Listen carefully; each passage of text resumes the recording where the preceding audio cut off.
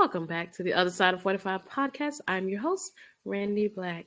This podcast is about taking chances, owning my mistakes, addressing generational family trauma and curses, completing my 50/50s by 50 list, my life as a single empty nester, and inviting others who have similar backgrounds to share their story. If this is your first time listening, welcome. Please subscribe and rate this podcast 5 stars. This episode is a video podcast. I think I'm going to do video podcasts all for the month of June because my Gen Z oldest daughter encouraged me to start doing video podcasts to engage on different social media platforms like TikTok and YouTube. So this video podcast will also be posted on YouTube. I don't think I have the face for video podcasts, but I'm also at a stage and age in my life where I don't freaking care. Which, yeah, I don't have a face for it. I get it. I don't care. So if that's your comment, leave it. Anywho. So also for the month of June, the title of the episodes will remain the same. June is for Pride, Juneteenth, Father's Day, and the first day of summer.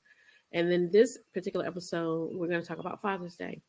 Now, I've planned this Father's Day episode last year, but for some reason, I never recorded it. I don't even remember why. So Father's Day was not something that I ever celebrated. Not once, ever. Even before we were in the cult, we didn't celebrate Father's Day. Despite how much I love my grandfather and how much my family valued him in our life, it was just it wasn't something that we did. But what's crazy is before going into the cult, I do remember being in school as a young child and making a Mother's Day gift. At the time, I didn't connect the two. I think because we went to school, and that's where we got the Mother's Day DIYs. And so, since we went to school in June, Father's Day didn't come, and my family didn't make it a thing. So that's why, in case you were wondering. And even after leaving the cult, I never really made the connection that maybe bring in fathers. Never, I don't know. It just wasn't something. Despite the fact that there were father figures in my life. So, like, there was my grandfather, my father's stepfather, my father, my stepfather, my uncles, and I have a host of male cousins and other male father figures who had some impact and dealings in my life. They were in my circle. So I'm only going to talk about a few of them. So I never knew my biological paternal grandfather. I have no idea what his name is. I have no idea if he's still alive. I know absolutely nothing about him. Nothing. And then maybe one day I'll ask my aunt about him if she knows anything. But as it stands right now, I know nothing. Now, my paternal grandmother, I don't even know if she married my paternal biological grandfather or not, but I'll just say she married, she remarried if she hadn't been married before. She married this other guy who's not my biological grandfather. Whew, that's almost too much for me to even say. Anyway, so we called him by his first name. He, like my grandmother, were alcoholics on my father's side. So we didn't really spend a lot of, if you've been on my podcast before, you know I didn't spend a lot of time with my paternal grandmother. And by extension, her husband, whom we called by his first name. And I never really referred to him as my grandfather. Never. Because I knew, I think I actually remember when they got married. I was there at their wedding. It was a small wedding in her living room. Anywho, they both were alcoholics. He worked at the local SPCA. And I remember him, he would call my mother when they had a dog or cat that needed to be homed before they were executed. So that's really the only positive thing that I know about him. I mean, he did not mistreat us. But like I said, he was an alcoholic.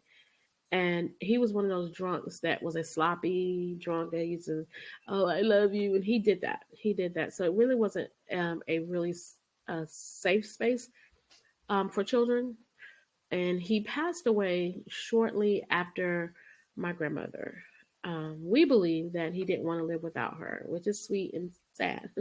But anyway, now my maternal grandfather was my favorite male person Oh my gosh, you guys, I loved him so much. And until I was older, um, I actually thought my grandfather lifted a car. My grandfather was a mechanic by trade, and I saw him lift a car. Now, more than likely, he didn't actually lift a car, but that's what I saw. So, 8 or 9 or 10 year old me, I don't remember how old I was, saw that. I might have even been younger than 8. And I was super impressed by his strength. And they were not just that incident, there were other incidences where I saw how strong he was. Like I said, he was a mechanic by trade. So he lifted um, car parts all the time. Also wood anyway. So I saw his strength, and and so I was always impressed by that. And I think that actually shaped how I see men did. And I always liked strong men. Yeah, because they had to be like my granddaddy. Anyway, he was the only, I want to say, constant male role model I had in my life. And I want to explain that because, like I said, I had uncles and cousins. My cousins and my uncles were great. Um, but my grandfather was the one who was there from birth. I don't remember a time that he wasn't there until he passed away, of course. But he was constant and he was positive, and he loved us as grandchildren. My first cousin, when I say us, and he did things that grandparents do. Like, he liked to fish. Now, he didn't do a whole lot of fishing when I was growing up, but as I got older and he was getting older, of course, he did more fishing. Like, there were days that he would spend hours fishing. Like, we wouldn't see him. He would leave at the crack of dawn and come back at the crack of nothing. So he loved the fish. He didn't do a lot when we were younger, but he did go fishing, and he also would drive without a license. Like, he died without a license, and people would get in the car with him. We didn't know. I was too young to comprehend that you should have a license, nor did I know that he didn't.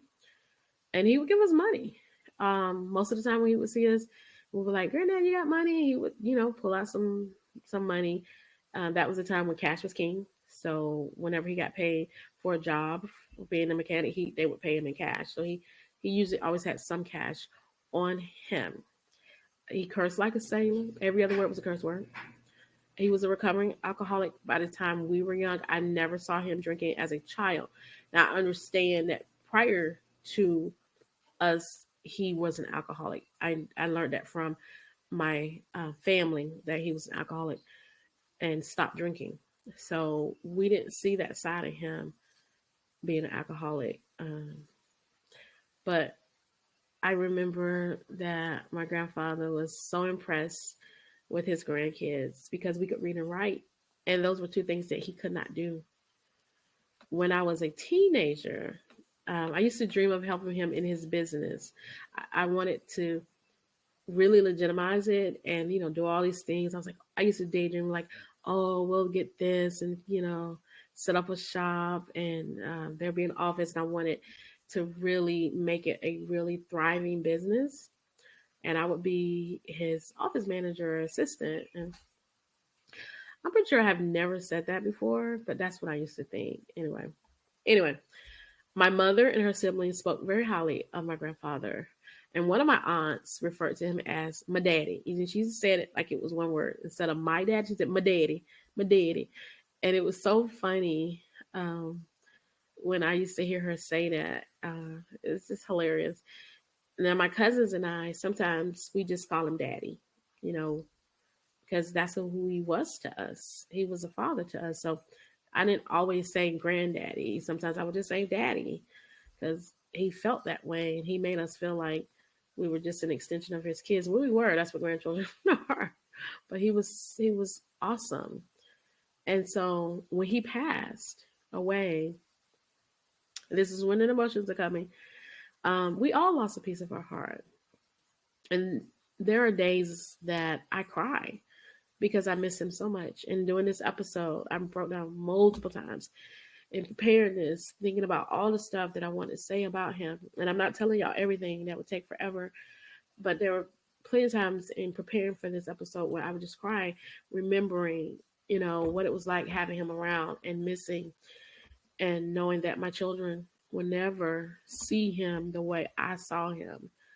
I think about his laugh and the fact that, he's the reason why I drink coffee. We were kids and I wanted to be around him so much that when he would get up early in the morning and he would make coffee, I was like, Granddad, can I have some coffee? And he would make the sweetest behind coffee. My God.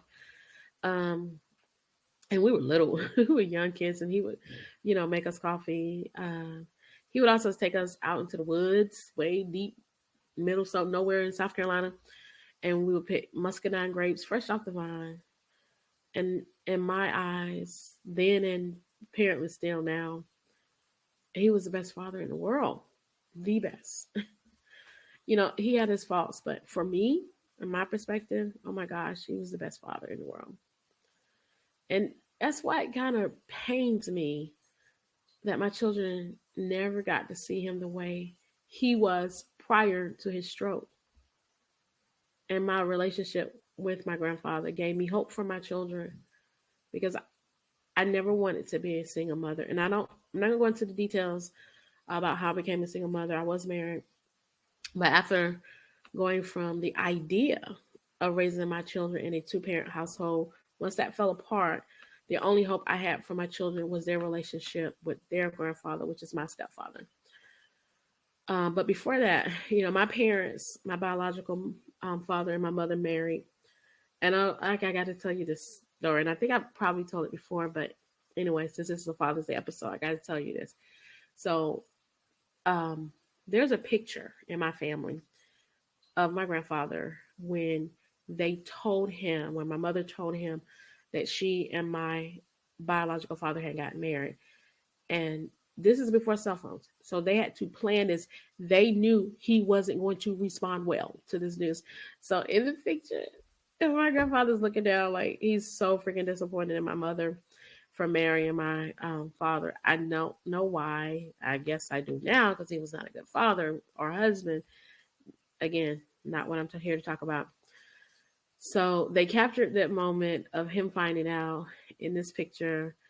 It's hilarious to me because I know the story behind it. But my father, he was in the military. He was honorably discharged. I don't know why. I don't know how long he was in the military. I don't know anything about his military career. My father lived a life of excess. He was addicted to drugs most, if not all, of my life. I say if not all because as I became an adult, we lost contact. I would hear from him every few years. And when he passed away, he was alone. He had a heart attack.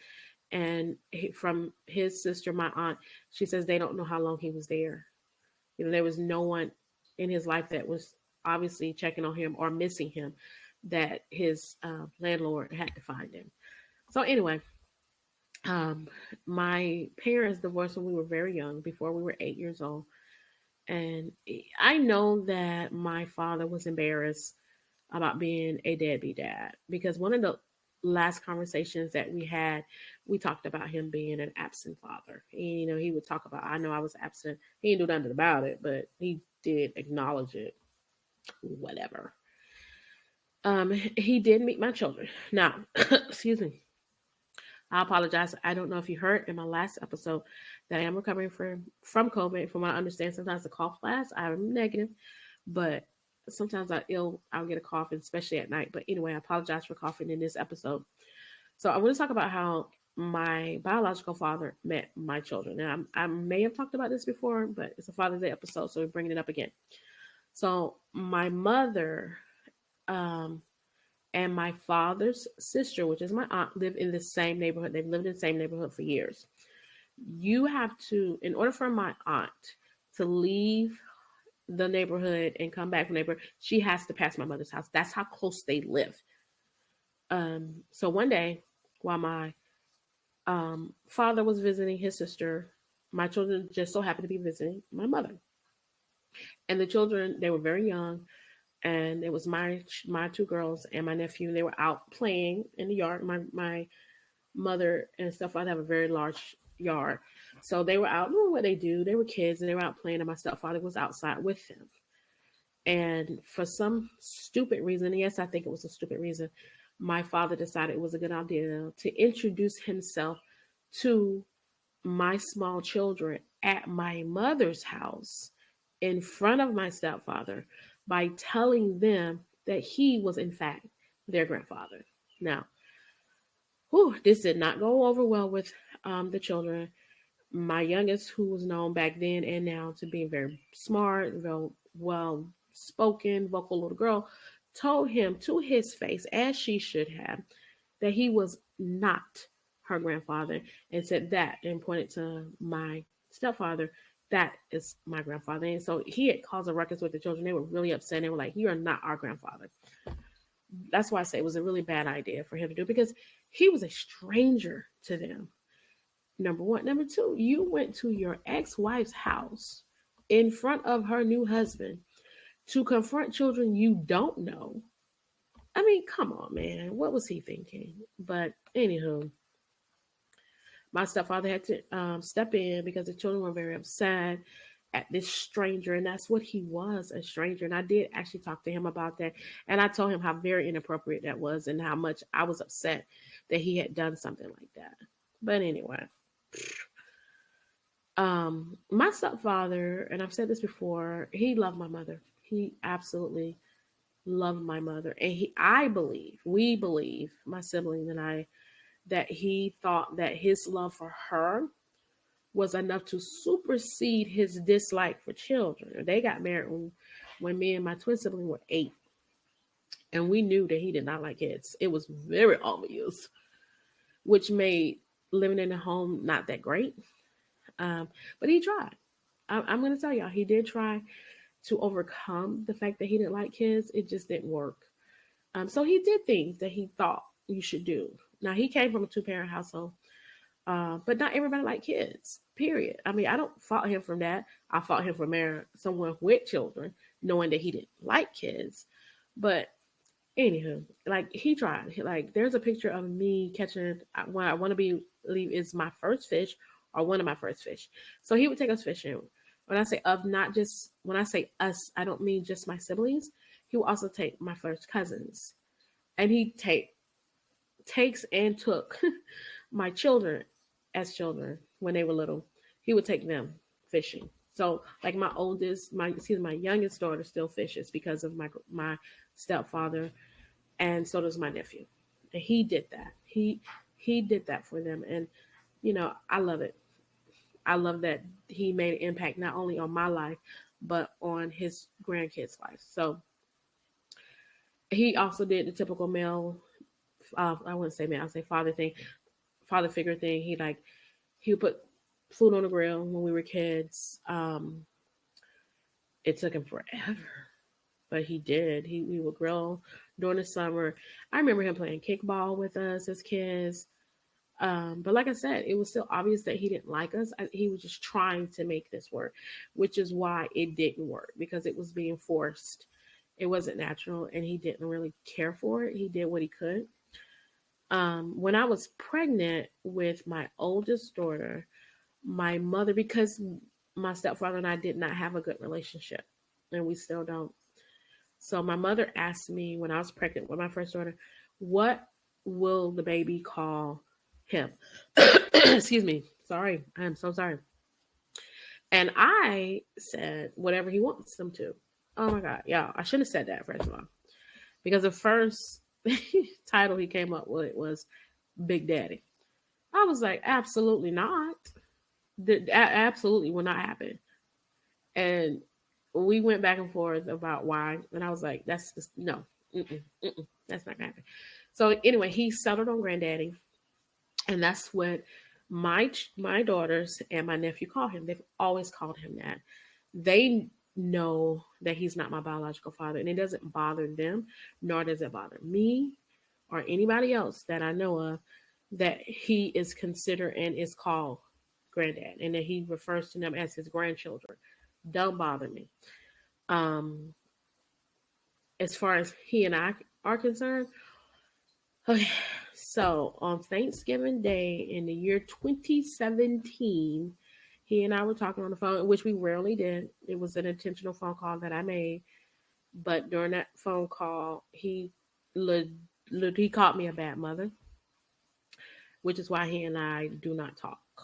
That's part of the reason. Well, anyway, we don't talk. We have not spoken since that day. But he is a wonderful grandfather to my children and my nephew. Look, he was there when my oldest graduated from both high school and college. And for my girls, both of my girls, he escorted, I can barely say escorted them across the gym floor on senior night when they ended their cheer season. They have senior nights, and we contacted him, and he showed up. He has been there. Like even now to this day, he calls them just to catch up. How y'all doing? And they have conversations. So, and just like with my grandfather, when he is around my girls, he opens up his wallet. What y'all want? What you want? That's what grandparents do. So the fact of the matter is, despite how I feel about him and how he feels about me, he has been there for my children since birth. The love my children have for him reminds me of how I felt about my grandfather. And I would not take that away from them. He's the only grandfather that they know. Their paternal grandparents, I believe, are both deceased. I know for a fact their paternal grandmother is, and I'm pretty sure their paternal grandfather is. If he's not, I have no clue who he is. Anyway, okay, I've gotten really emotional, so I'm not sure if I've tugged at your heart a little bit and tugged at your emotions. So I'm going to switch gears. I'm going to play you this comedy skit by Ali Siddiq, Siddiq. You got to find this on YouTube. It is hilarious. It's talking about Father's Day. Let me say this. I've been thinking about this too. Father's Day is the worst holiday in the world. I've done the research. I already know. Let me tell you something. Mother's Day is the second most celebrated holiday in the world. Christmas is first. So that means it's Jesus, then your mama. You know what Father's Day fall at? Number 20. I can't think of 18 other holidays. Do you realize Halloween is number 6? That means ghosts and goblins go before fathers? Arbor Day is number 13. I don't even know what that is. I just know it come before me. That's crazy. Columbus Day is number 16. Celebrating Columbus Day is like celebrating somebody finding money in your house. Where you get that $50 from? I discovered it in your kitchen. So I just wanted to play that and get something funny going on since I've been very emotional.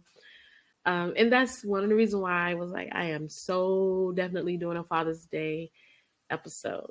And what I find interesting is when I hear that skit, his comedy, what do you call it? The comedy show, whatever it's called, is that I send Mother's Day gifts and cards to the women in my life who are mothers. But I don't do that to the men in my life who are fathers. I think in my life, since I've been sending cards, I may have sent less than 5. It's been definitely less than 5 cards to men who are fathers. I mean, for real, I just haven't. That's why I am doing this. So this Father's Day, I will be remembering my grandfather, my father, my stepfather, my uncles, my cousins, and all of my male friends who are fathers. All of these people, big or small, have played some sort of role in my life. And I want to thank you, gentlemen, for helping me to be the best version of myself. From teaching me how to fish, which I will never use. I don't know. I wouldn't say never. I don't have any plans to use the skill of knowing how to fish. Helping me change my tire. I had one man who, he was a father, just not mine, or a blood relative, teach me how to drive a stick shift. There are men who I've had healthy debates with. There are those who have helped me with my children, different aspects of things that they've done for my kids, who help me around the house. And they're just the men who are in my circle who are just good men who I enjoy just having in my circle. So, to all of you men, I want to say happy Father's Day. Now, if I were to list every single one of the things and everything they did, this episode will last forever. But thank you for helping me be the kind of woman that I want to be. And know this, I want you to know this, that you've helped me be able to say that my life is just fine. Y'all know where I'm going with this. Y'all know the theme song for my life by my sister Mary J. Blige and what she says. Just know that you've had a part in this. I like what I see when I'm looking at me, when I'm walking past the mirror. Don't stress through the night at a time in my life. Ain't worried about if you feel it. Got my head on straight. I got my vibe right. I ain't gonna let you kill it. You see, I wouldn't change my life. My life's just fine. Maybe on the other side of 45's podcast. Check out the website, the Instagram, Facebook, TikTok, and YouTube channel for these now video podcasts. Thank you for tuning in, and please rate the podcast 5 stars, especially on Apple Podcasts, so that others can find it. It actually helps me grow my podcast. Your feedback and support are appreciated. Now, if you want to share your story and be a guest on the podcast, please email me at host, that's HOST, host, at theothersideof45.com.